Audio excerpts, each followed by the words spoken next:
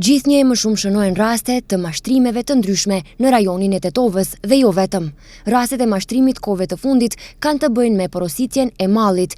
Në disa raste edhe paguhet, por malli asnjëherë nuk vjen. Së fundmi, një 30 vjeçar nga Tetova ka raportuar se është mashtruar nga menaxheri i personit juridik nga Tetova.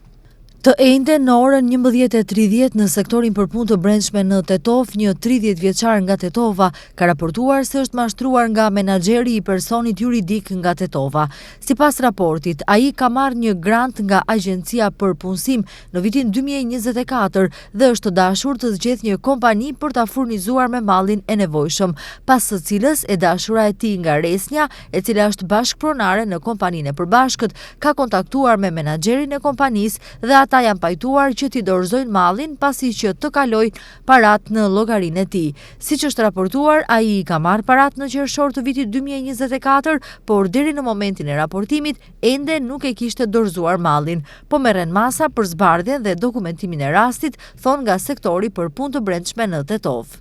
Sipas sektorit për punë të brendshme në Tetov, kallëzime penale janë parashtruar ndaj 35 autorëve të njohur dhe 7 të panjohur për veprat penale, mashtrim dhe mashtrim kompjuterik. Sipas tij, gjatë vitit 2023, gjithsej ishin regjistruar 66 mashtrime, prej të cilëve në Tetov 40 dhe 26 në Gostivar. Raportohet se është shënuar një rënje e këtyre krimeve për 32%. Ndonë se në të kaluarën, mashtruesit vepronin në rrugë, tash ata po veprojnë prapa kompjutorëve ose celularve. Nga sektori për punë të brendshme Tetov njoftojnë se gjatë vitit 2024 janë evidentuar dhe dorëzuar në gjykat gjithsej 45 kallëzime penale, prej të cilave 32 mashtrime kanë ndodhur në rajonin e Tetovës dhe 13 në rajonin e Gostivarit.